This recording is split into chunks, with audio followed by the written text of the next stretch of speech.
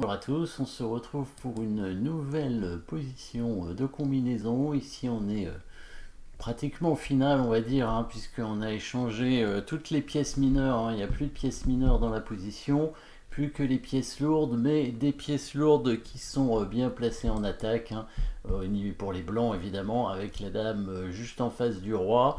Et les deux tours sur une colonne proche du roi aussi, hein.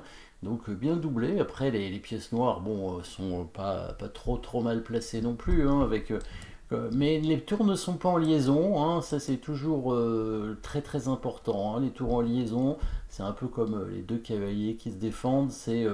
C'est vraiment quelque chose qui est très fort, hein. Deux tours en liaison comme ça, comme ont les blancs. D'ailleurs, ils ont directement une attaque potentielle, hein, sur le pion en F7, hein, qui est proche du roi noir. Donc ici, les noirs ont même un pion d'avance, hein, dans la position. Pourtant, ce sont les blancs qui ont des menaces sur le roi. Évidemment, ici, il faut chercher des coups forcés, comme souvent. Vous pouvez toujours mettre la pause, bien évidemment. Alors, au niveau des échecs, échec au roi, pas énormément de possibilités. Il n'y a que la dame qui peut faire échec et à chaque fois, elle serait en prise, tout simplement. Et là, a priori, si on sacrifie la dame, on n'aura pas grand chose derrière, hein. Même si on a deux tours, elles ne sont pas placées pour mater. Donc on va chercher une menace de mat, peut-être. Alors il y en a une qui est intéressante, c'est la menace de mat avec la tour en G6, hein. Ce qui est intéressant, c'est que les deux pions sont cloués, puisque le pion en H7, évidemment, on ne peut pas prendre la tour, étant donné qu'il y a le roi derrière. Et si le pion F7 prend la tour, cette fois c'est la tour noire qui se fait prendre par l'autre tour, protégée par la dame. Donc ça c'est une menace de mat intéressante. Sauf que, évidemment, aux échecs, on n'est pas obligé de prendre. Il va pas prendre la tour et il va parer le mat en bougeant probablement sa tour en G8, hein, tout simplement. Si on met la tour ici, il va protéger avec la tour comme ça, voire il pourrait même avancer son pion ici, hein, de 2 cases, ce qui n'est pas inintéressant. De toute façon, la dame contrôlerait cette case. Donc cette idée, on va la garder quand même sous le coude, hein, parce que c'est une menace de mat intéressante. Les autres menaces de mat sont a priori moins intéressantes. Bon, la tour qui prend le pion F7, ce serait une menace de mat, mais évidemment ça ne fonctionne pas, hein. Elle est prise par la tour noire. Donc, puisque la menace de mat ne semble pas suffisante, qu'est-ce qu'on va faire? Eh bien, on continue, hein, les coups forcés, et cette fois, on va rechercher l'attaque de la dame. L'attaque de la dame, oui, c'est la suite, hein, en décroissant des coups forcés du plus fort au moins fort. Après, c'est la dame qu'on attaque, il n'y a pas de pion qui peut faire promotion ici. Il n'y a pas vraiment de prise de pièces. Alors, la dame pourrait prendre la tour, mais bon, c'est pareil, la dame se fait prendre tout de suite après, donc ce serait pas très intéressant. Par contre, l'attaque de la dame ici est intéressante. Pourquoi? Parce que à nouveau le pion F7 est cloué, et la dame noire aussi est la pièce qui défend la tour ici. Donc on a envie de déstabiliser la dame, on a envie de la chasser, on a envie de la faire bouger de cette case où elle défend la tour. Ici la dame ne peut pas prendre la tour, sinon c'est mat directement, bien entendu.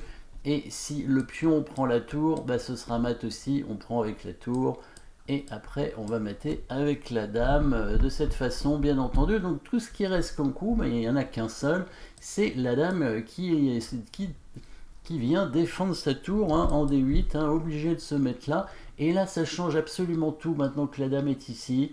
Voilà, la grosse différence. Maintenant, la dame n'est plus sur la 7e rangée pour protéger. Et là, on refait maintenant cette menace de mat avec la tour en G6 pour menacer le mat en G5. C'est toujours pareil, s'il prend, évidemment, il se fait mater comme ça.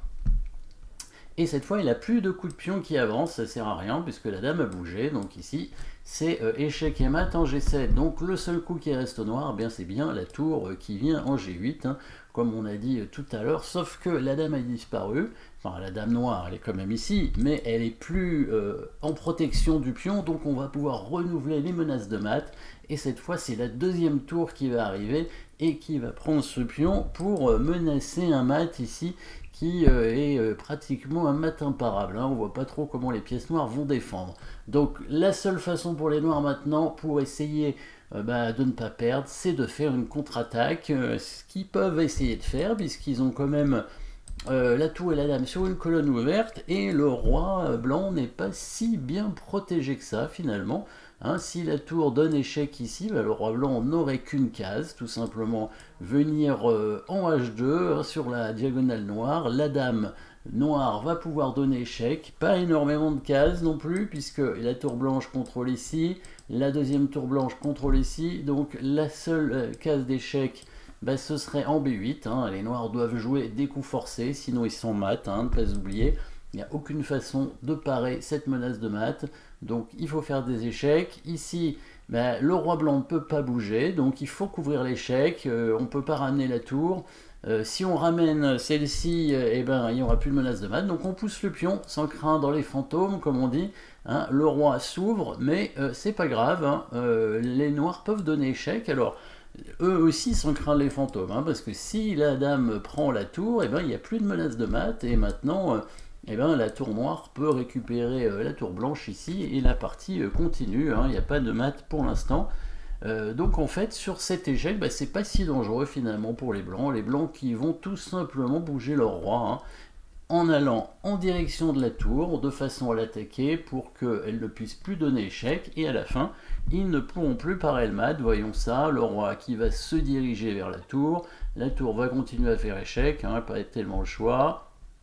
Alors là, on va se mettre ici, pourquoi? Pour éviter l'échec avec le pion, pour pas donner une nouvelle cible au noir. Le fait d'avancer ce pion, et si jamais le roi est obligé de prendre, ça donnerait, ça ouvrirait une colonne hein, au tour noir, au tour ou à la dame noire d'ailleurs. Hein. Donc c'est très important ce coup, hein, pour éviter que le pion n'avance en faisant échec. La tour revient en D2, et voilà, le roi qui descend en diagonale vers la tour comme ça. Et voilà, on finit par attaquer la tour. Les noirs qui ne peuvent toujours rien faire, ils vont continuer à faire échec. On va prendre la tour avec le roi tout simplement. Les noirs ont un dernier échec ici, et le roi vient se cacher en C1. Voilà, petit trajet avec le roi, petite aventure avec le roi, mais finalement ça s'est bien passé, il a bien voyagé. Il n'a pas fait trop chaud, on va dire, hein, et donc tout va bien. Maintenant, la menace de mat est imparable, et les blancs vont pouvoir finir dans cette partie. Voilà, merci d'avoir suivi cette petite position, et à très bientôt.